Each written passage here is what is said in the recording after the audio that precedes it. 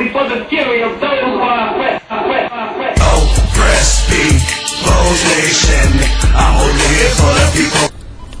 Hi, this is Sister Brown, and we're doing a live on-scene interview today with these two ladies. We're here at Euclid High School. I was just at a rally. I was so impressed with the way you controlled it. I love the way when you guys actually incorporated hand signs in order to control your crowd. I love that. It just reminded me of how well you guys, you connected the bridge. You know, sometimes the youth and the older people, we can't bridge together. And when you did the hand signs and the crowd just slowly just went silent. I just love that. What was this rally all about? Well, this rally was about standing up against violence. Basically, a year ago today, we had our first rally. It was birthed out of the death that occurred. Randy Young, I don't know if you remember, he was killed on 185th. He and his brother were shot. And Kavon Smith, one of our students here, was touched so by that he said we have to do something. And he came to myself and Ms Bates and Ms Russo and said we got to do something. And I said, are you serious? He said yes. I said, well, let's do it. And we started the rally. And so we started this movement. We went with some different names and we came up with Stand Up. And we had this rally a year ago today, last year. And then since then, there's a committee. We've taken this rally to the middle school. We've had concerts. We've had various events that this rally, that this movement supports, because we want our kids to we want to keep that message going home to them. They have to stand up. Just now, tell me this. What is your position here at Euclid? I am the 11th grade principal here at the high school. Okay. And give us your name. My name is Robin Hopkins. Okay, now give us your name and your position. My name is Ms Bates, and I am the family liaison / mediation specialist. I love you because I'm the parent ambassador for the CMSD. So, you know, community engagement. It's all about engaging. So I love you too. Oh, but I got a grassroots, you know, that special love right there. So now tell me this, Ms. Bates. I noticed that you really are in touch with your students. Mm-hmm. And the reason I said that, I noticed how we in a high school, but you were able to break them down to where I tied some of y'all shoes. I thought that was so impressive as a teacher, to be a high school teacher and to be able to break these students down when they thought they was going to get out of whack. You know, you already had them under control, but when they thought they might was going to get a little attitude, you was able to break them down and to give them that humility and bring them back to what we're here for. Many of my students, I worked at elementary level for 7 years, so I got to not only bridge relationships with those students, I got to bridge relationships with those parents. So I know where a lot of them are from. Okay. I know where they live. Okay. I know who their sisters are and their brothers and the ones that came after them. I know the clan who they're from. So that really means a lot to me, because if we're going to do community stuff, we cannot come in, I don't believe, when they're already formed and not reach back to where they come from. Now tell me this, are you ladies aware that President Obama, they did an educational bailout? Are you guys going to try to apply for any of that money? You're not aware that there was $14 billion given to the nation for educational bailout? No, but I'm making a note. And the reason I bring that to you, because that $14 billion actually came from some students from John Hopkins. They actually went to a 4-H's competition, and they competed in a national competition, and they won first place. From them winning first place, President Obama and the Senate actually granted a $14 billion stimulus for education.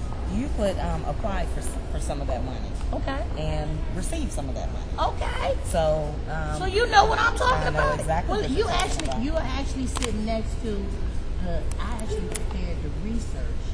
I was doing a case called 103285. It was like about the transformation. I prepared the research for those children to actually go and compete with the knowledge. I provided them with the knowledge. Oh, well, congratulations! Congratulations! It's that $14 billion. I want every district in Ohio to apply for some of that money and to reapply for some money until they tell you to stop applying. That you can't get anymore.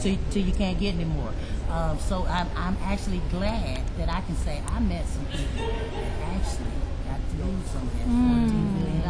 Got it. It's a blessing, ain't it? It is a blessing. Okay, now tell me this. What's going on next year? Have y'all already started planning for the next year stand up? Because this was my first year, but I heard about it last year. I missed coming. That was my fault because I missed the tree. Okay. But I got this year, OPN, they was like, you got to be there, Ms. Brown. I said, I'll be there. This year was such a treat. When is next year's? Are you guys already planning for next year? Well, next year's will probably be the same day in January. So it might be like the 26th, but that Thursday, last Thursday in January. Okay. But we have other things. In March, we're going to have a whole week of events that we're going to do after school, because one of the main missions of the stand-up movement is that if you give kids something positive to do, then they don't have something negative to do. Right. And so that's one of the things that we're trying to do is provide positive opportunities for them after school. And so that's one of the things that we're going to be doing in March. And hopefully we're going to take this round week to Forest Park. Their principal was here today to take a look at it. So hopefully she's going to call me with a date. Okay. And then we'll be going over there to take some, maybe not all, but some of the people to that. And just keep it moving. Well, you know what? It is Brandon Young. Like I said, I'm a CMSD parent in that. So Brandon Young, I knew him, and I not only knew Brandon from the incident itself.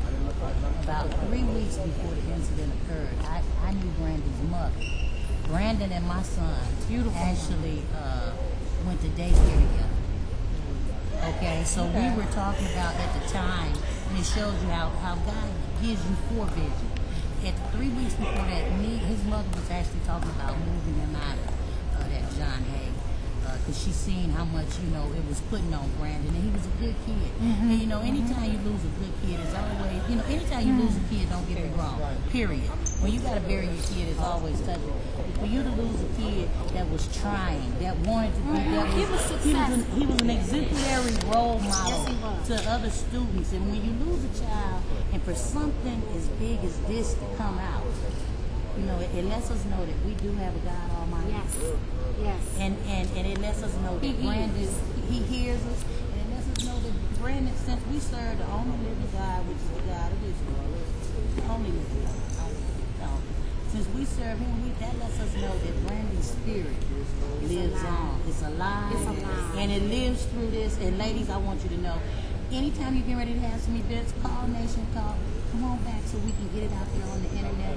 This is a movement that, as far as on the media, we want you guys to know you have your own media. Just call us and we'll put it up on our internet so that, we can get the message out, because we too love Brandon Young, and we feel your mission, and we want to be part of the movement. God bless you. God bless you. And I'll see you guys next year at the 3rd annual stand-up rally. And I tell you what, I was here this year, and I'm about to put it on my schedule for next year. This is Sister Brown. We've been at Euclid High School. It was a pleasure. And remember,